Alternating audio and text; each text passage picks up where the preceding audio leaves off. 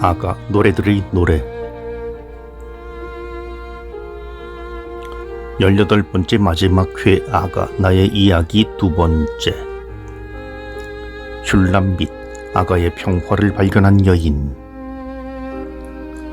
한 여인이 겪은 사랑의 여정을 묘사하는 아가는 제 내면을 해부해 놓은 것 같습니다. 처음에는 사랑의 부름에 저항합니다. 그것이 밖에서 오는 것 같고 많은 요구를 하는 것 같아 보입니다. 왜 이런 모험을 해야 하는지, 집안에 머무르는 것이 낫다고 생각합니다. 그러나 언제까지 저항할 수 있을지, 정말로 사랑의 부름이 밖에서 오는 것이라면 저항할 수도 있겠지요. 귀를 막고 평온하게 살 수도 있겠지요.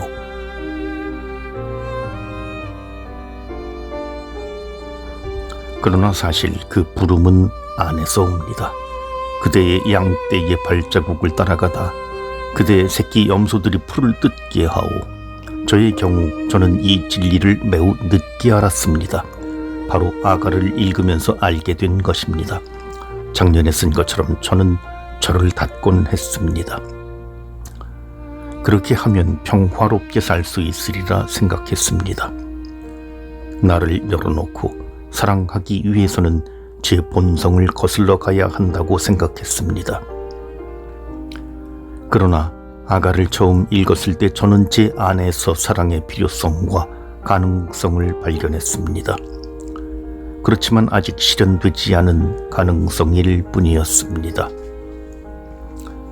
저는 뭔가 가로막혀 있다고 느꼈지만 그 동기가 무엇인지 말하기 어려웠습니다. 두려움이었을까요? 아니면 다른 어떤 정당한 이유가 있었을까요? 작년 2월에 다시 한번 아가를 읽으면서 저는 제 두려움을 설명해 주는 것으로 보이는 새로운 사실을 발견했습니다. 아직 포도나무는 꽃이 피어 있지 않았습니다. 자신에 대한 인식의 문제, 저는 처음부터 시작해야 했습니다. 그러나 혼자 그 모험을 시작할 수 없었습니다. 저는 제가 느끼는 것을 말할 뿐이고 모든 여성이 그렇게 말하지는 않을 것입니다. 그러나 저는 혼자 나갈 수가 없었습니다. 저에게 정말 아름답다고 말하기가 어려웠습니다. 그러나 상황에서 외부의 장애는 매우 효과적입니다. 적어도 저에게는 그랬습니다. 아가 8절 8장에 나온 오빠들의 말은 사회와 가족이 주는 장애를 대변합니다. 우리에게는 누이가 하나 있네. 조그만 누이, 아직 젖가슴도 없다네. 성벽이나 향백나무 널빤지보다도 가장 가까운 사람들이 있고 권위를 가진 또는 가졌다고 스스로 생각하는 사람들이 그 누이가 아름답다는 것을 인정하지 않을 때 그것은 사랑으로 나아가는데 치명적 걸림돌이 됩니다. 자신을 신뢰하기가 어려워지고 자신을 내어줄 마음이 사라집니다. 너는 아무것도 줄 수 없다고, 또는 내가 줄 수 있는 것은 가치가 없다고 말하기 때문입니다. 아가 8장에서 남녀의 사랑을 말하기 때문에 젖가슴에 대해 이야기하지만 다른 경우에는 같은 내용을 수많은 방식으로 다르게 표현할 수 있습니다. 겨울 이것으로 사랑이 완전히 죽는다면 아마 더 간단하겠지요. 그렇지만 그 부름은 안에서 오는 것이기 때문에 침묵시킬 수가 없습니다. 가로막힌 사랑은 상처 입은 사랑이지만 죽은 사랑이 아니고, 그래서 그 사람에게 해를 끼칠 수 있습니다.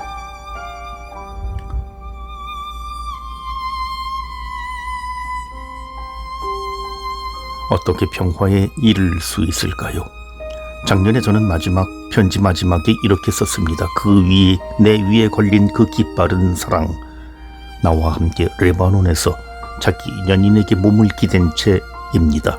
이것이 해답일 것입니다. 그렇습니다. 작년과 금년의 경험을 통해 이제 제가 말씀드릴 수 있는 것은 그 사랑과 지지는 정녕 그대는 아름답구려 나의 애인이여 라는 말로 표현된다는 것입니다. 가치의 인정, 아마도 저는 너무 나약한 것 같습니다. 제가 자신에게 그 말을 해야 하는데 저는 혼자서는 거기에 이르지 못했습니다. 그래서 연인이 있어야 했습니다. 연인이 저에게 그 말을 하며 그대의 모습을 보게 해주오. 그대의 목소리를 듣게 해주오. 그대의 목소리는 달콤하고 그대의 모습은 어여쁘다오 라고 말해 주어야 했던 것입니다. 그것이 아가에서 경탄이 지니는 역할입니다. 아가에서 연인이 서로 아름다움을 알아볼 때 그것은 자신을 주는 것을 결합을 가능하게 합니다. 특히 제가 의심을 품었을 때 그것이 바로 저를 정복하는 연인의 깃발이었고 근본적으로는 그것이 창세기 1장에서 주님께서 저에게 하시는 말씀이었습니다. 그런 다음 저는 다른 많은 이도 저와 같이 어려움을 겪고 있다는 사실을 알게 되었습니다. 금년에 저는 여러 번 저와 공동체의 자매들에게 정녕 그대는 아름답구려 나의 애인이여 라고 말하는 것의 중요성을 이야기했습니다. 그것은 매우 좋지만 언제나 효과가 있는 것은 아닙니다. 저의 경우는 그랬지만 어떤 사람에게 아무도 그 말을 해주지 않는다면 언제나 효과가 있는 것은 창세기 1장입니다. 어느 날 저는 저의 집에 커튼 하나를 빨았습니다. 저는 그 커튼이 새 것이었을 때 14년 전에 그것을 보았습니다. 그것은 흰 커튼이었습니다. 많은 햇수가 지나고 나서 커튼은 회색이 되어 있었습니다. 이 집에 온 지 얼마 되지 않은 수녀들은 그 커튼의 본래 색깔을 몰랐습니다. 저는 그 커튼을 2번 빨아 다리미질을 했습니다. 그때 한 수녀가 그것이 어디 커튼인지 물었습니다. 성당 앞 창문 커튼이라고 하자 회색인 줄 알았어요 하고 말했습니다. 그 말을 듣고 창조의 선성이라는 말이 떠올랐습니다. 그 커튼에게는 제가 그 본래의 색깔을 기억하고 있는 것이 필요했습니다. 그러지 않고 그 흰색을 되찾을 수가 없었습니다. 사람들에 대해서도 마찬가지입니다. 중요한 것은 주님께서 좋다고 말씀하셨다는 것을 기억하는 것입니다. 우리는 너무 자주 그것을 잊어버립니다. 이미 더러워진 커튼만, 부정적인 면만 보기 때문입니다. 그러나 그것은 사실 부차적인 것입니다. 평화를 발견한 여인, 8장에서 평화를 찾은 여인은 정복된 여인입니다. 나는 성벽, 내 가슴은 탑과 같아요. 하지만 그의 눈앞에서 저는 평화를 찾는 여인이 되었지요. 성벽은 오빠들이 또는 다른 이들이 그 여인의 아름다움을 알지 못하고 존중하지 않기 때문에 필요합니다. 그 여인이 아름답다고 할 때 다른 이들이 그 가치를 존중하지 않는다면 여인 스스로 자신을 방어해야 합니다. 그러나 연인이 그 아름다움을 온전히 인정한다면 무기는 필요하지 않습니다. 이 편지를 쓰면서 3장 7절에서 8절의 이스라엘 용사들에 대해 몇 가지 생각이 떠오릅니다. 용사들이 그 여인을 보호하는 것은 그 여인이 그들에게 소중하기 때문이고 그 가치를 알기 때문이지요.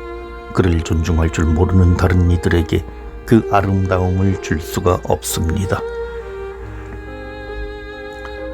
한마디로 술람미치, 평화를 찾은 여인이 되는 것은 그에게 정녕 그대는 아름답구려 나의 애인이여 라고 말하는 연인에게 정복되었기 때문입니다. 사랑하는 능력이 실현되는 것은 이렇게 자신이 주는 것이 자신에 의해 강요된 것이 아니고 다른 이들에게 폭력적으로 요구된 것이 아닐 때입니다. 그리고 언제나 저에게 보신이 참 좋다고 말씀하시는 한 분이 계십니다.